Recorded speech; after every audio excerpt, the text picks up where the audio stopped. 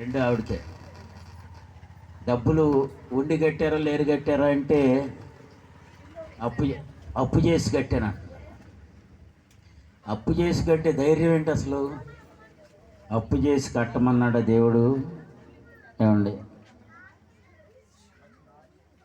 అది ధైర్యం. దేవుడే అప్పులు తీరుస్తాడని ధైర్యం. హల్లెలూయా. కానీ దేవుడే అప్పులు తీరుస్తాడని ఎంత ధైర్యంగా ఉంటామో అంత భారంగా కూడా ఆవిడతో పాటు సంఘస్థులు కూడా ప్రార్థన చేయాలి. ఈ మందిరం 27 4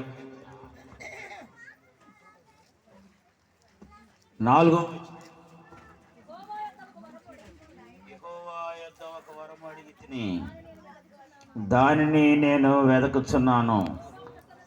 యెహోవా ప్రసన్నతను చూచుటకును ఆయన ఆలయంలో ధ్యానించుటకును నా జీవిత కాలమంతయు నేను యెహోవా మందిరములో నివసింప. ఆయన ఎవరు? అడిగిన ఆయన ఎవరు? దావీదు ఎవరు? గొప్ప, ముందు గొర్రెలు కాపరి, తర్వాత రాజు అయ్యా. రాజుగారు మందిరంలో ఉండాలని కోరుకున్నాడు.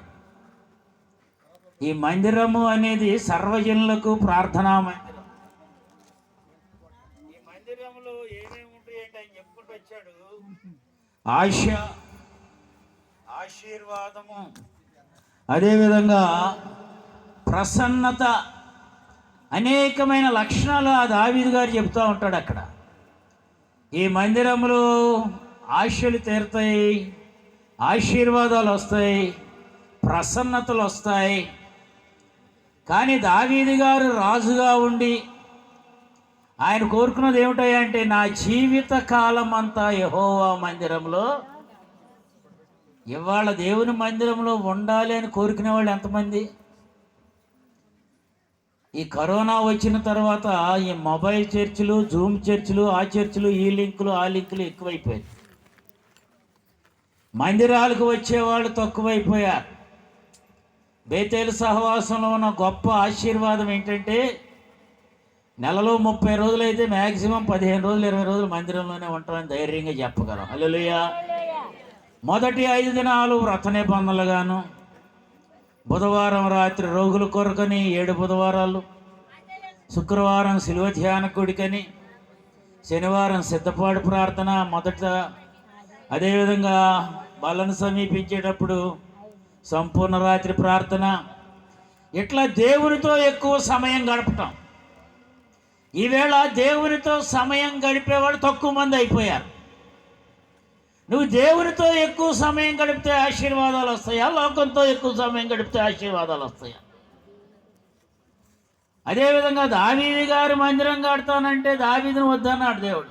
ఆ యొక్క ప్రవక్త అయిన నాతాను వెళ్ళిన తర్వాత ముందు కట్టమని, తర్వాత వద్దని చెప్పాడు. తర్వాత వాళ్ళ అబ్బాయి సొలొమోన్ గారు కట్టారు. సొలొమోన్ గారు రాజే, కానీ ఆ రాజుగారు మందిరం కట్టిన తర్వాత అదంతా ఫినిష్ అయిపోయిన తర్వాత ప్రార్థన చేస్తాడు అక్కడ దినవృత్తాంతముల గ్రంథంలో. నీ మందిరంలోకి వచ్చేటప్పుడు ఆయన రాజుగారిగా మందిరంలోకి మోకరించి, ఈ మందిరంలోకి వచ్చే వాళ్ళందరూ అన్యాయం జరిగిందని వచ్చి మోకరించి ప్రార్థన చేస్తే న్యాయం జరుగునుగాక ఏమంటాడు? ఇది న్యాయం జరిగే స్థలం. అందుకే దాన్ని పాడినట్టున్నారు మన జాషువా గారు. ఏదేది? మందిరములోనికి రండి, వందనీయుడేసుని చేరండి, మందిరములోనికి రండి, వందనీయుడేసుని చేరండి. కలవరమైన కలతలు ఉన్నా, కలవరమైన కలతలు ఉన్నా కలగిపోవును ఆయన చేరను, కలుగు సుఖములు ప్రభుని చేరను, తొలగిపోవును ఆయన చేరను, కలుగు సుఖములు ప్రభుని చేరను. మందిరములోనికి రండి, వందనీయుడేసుని చేరండి. హల్లెలూయా. కలవరమైన కలతలు ఉన్న ఆ అధ్యాయం చూస్తే ఆయన అంటాడు, న్యాయం జరిగిన వాళ్ళకి న్యాయం. వర్షము లేకపోతే పంటలకి వర్షం కావాలి అంటే వర్షం.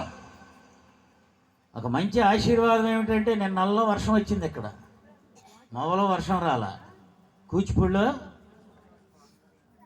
వర్షం వచ్చింది. ఏమిటని చెప్తే ఆవిడ ధనలక్ష్మి గారిని అడిగితే, ఇక్కడ వర్షం వచ్చిన ఏమాత్రం భయం లేదయ్యా, చాలా సంతోషంగా జరిపించుకోవచ్చు. అంటే వర్షం వచ్చిన, అదేవిధంగా ఇక్కడ అంటున్నాడు శాంతి దొరికే స్థలం. ఇవాళ శాంతి కావాలి అంటే డబ్బులు ఖర్చు పెట్టుకుని, ఇందాడ వెసిలేయ్య గారు చెప్పారు కదా, మందిరంకి వెళ్దామా లేకపోతే వేరే చోట్లకి వెళ్ళేవాళ్ళు. ఎక్కడికి? బార్లకు వెళ్ళేవాళ్ళు, పేకాటలకు వెళ్ళేవాళ్ళు. ఈ యొక్క సమాజంలో ఇంటి తర్వాత వేరొక దాన్ని ప్రేమించే వాళ్ళు ఎవరైనా ఉన్నారంటే చాలామంది గుడి, బడి, తర్వాత దేని వాళ్ళు దానికి ఉన్నారు. కానీ ఇక్కడ అంటున్నాడు, దేవుని యొక్క వాక్యం ఏమని సెలవిస్తుందంటే, సొలొమోను గారు చేసిన ప్రార్థనలో మందిరంలోనికి రకరకాల వ్యక్తులు వస్తూ ఉంటారు. రాజుగారిగా వస్తావో, నాయకుడిగా వస్తావో, అధికారిగా వస్తావో, ఆ కులమో ఈ కులమో, ఆ జాతో ఈ జాతో, అవి ఏమి ఇక్కడ లేవు. ఆయన మోకరించి ప్రార్థన చేసి నీ మందిరంలోనికి వచ్చినప్పుడు అన్యాయం జరిగే వాళ్ళకి న్యాయము, నెమ్మది లేని వారికి నెమ్మది, సమాధానం లేని వారికి సమాధానము, సమస్యల్లో ఉన్నవారికి, ఆర్థిక ఇబ్బందుల్లో ఉన్నవారికి ఇవన్నీ తొలగే స్థలం ఇది. ఏంటయ్యా అంటే అది ఒక చిన్న ప్రార్థన. చిన్న ప్రార్థన, పెద్ద జవాబు. మోషే ఇశ్రాయేలీయులను నడిపించేటప్పుడు 6 లక్షల మంది నడుస్తూ ఉంటే 6 లక్షల మంది ఎదురు తిరిగారు. అబ్బో మేము చచ్చిపోతామని చెప్పి ఫరో సైన్యం వస్తుంటే వాళ్ళందరూ వెనకకి తిరిగిన మోషే చేసిన చిన్న ప్రార్థన చేతులెత్తి ఆ యొక్క ఎర్ర సముద్రం ఏమైపోయింది? పాయలైపోయింది. కాబట్టి నేను ఎక్కువగా సమయం ఏం తీసుకొని మన మధ్యలో మరి పెద్దమ్మ గారు ఉన్నారు, వారు కూడా చెప్తారు. అదేవిధంగా ఇందాక చెప్పినట్టుగా మరి ఇన్ఛార్జ్ మరి జనసేన పార్టీ నాయకులు కూడా వచ్చినట్టున్నారు. మరి దేవుని చిత్తం అయితే వారిని కూడా సాధారణంగా ఇక్కడికి ఆహ్వానిస్తున్నాం. ధనలక్ష్మి గారు రమ్మని, తాడిశెట్టి నరేష్ గారు, అయితే జనసేన పార్టీ అధ్యక్షులు తాడిశెట్టి నరేష్ గారిని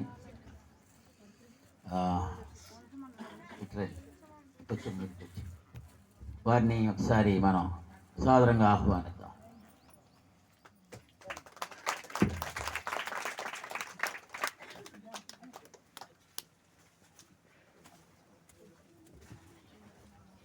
మంచిది. మన ఎమ్మెల్యే గారు నాకు చెప్పారు కదా, మరి ధనలక్ష్మి గారు వారి కొన్ని పరిస్థితులను బట్టి రావడం వల్ల ఇన్ఛార్జిగా ఉన్న తాడిశెట్టి నరేష్ గారు రావటం కూడా చాలా సంతోషకరం.